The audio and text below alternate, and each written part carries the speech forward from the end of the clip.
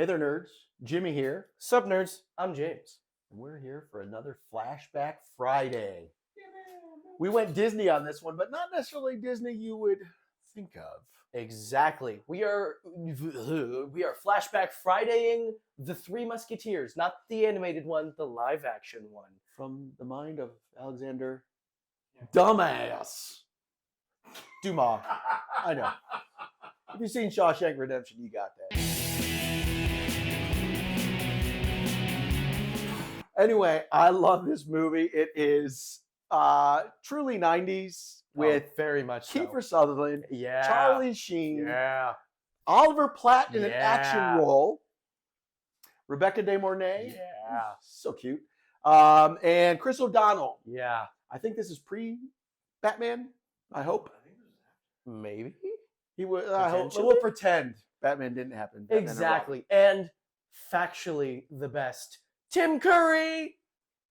And it really does have the best villain. Oh my gosh, And that- absolutely. You have Tim Curry playing the Cardinal, but then Michael Walcott, who's got, to me, the best voice of any villain of all time. He sells it so well every time he is on screen during this film. Yeah, if you don't know who he is, he was in Robin Hood, he was in The Crow. Recently, he was in Nope. I'm like, that one shocked me. I'm like, oh, wow, I haven't seen him in a while. Yes, absolutely. And this cast is full of incredible actors that just sell it at every moment on screen. And there's a lot of cheese. I mean, it is Disney. There's a lot of cheesy, but it's such a fun action movie about the Three Musketeers. I honestly have never read the book, so I don't know how accurate it is with the French Revolution and fighting England and all that. I don't care, to be honest. But I was entertained. Again, this is the first time James has seen it. And it was, as you said, it was quite entertaining. I don't much care for certain Disney properties because sometimes, especially with their more kid-central stuff, I don't care for the performances because they can be a little too cheesy. But this time, yeah, there was cheese, certainly. I mean, each of the Musketeers have their own one-liners every so often, but they sell it so well, it doesn't really matter, and it's honestly kind of funny. And we see they have vices, too. This isn't as like adult or scary as Disney 80s, where we have Something Wicked This Way Comes. But we do have a little more adult themes in this, and it's nice to see. We do have death. Which is surprising because earlier in the movie, you don't see a lot of the deaths. You don't see a lot of the actual characters dying. And then later in the movie, they're like, oh no, blood is fine. We'll just kill off everybody. And it's like, whoa, this is Disney? Yeah. And Tim is incredibly creepy as the Cardinal. I'll be honest, I could not stop making like jokes that bordered sexual assault if he were to say them during the scene. Probably one of my favorites was, "You make my pee-pee hard." Like that's just what the Cardinal was like, and Tim Curry sold it so well. So we really appreciate James's commentary.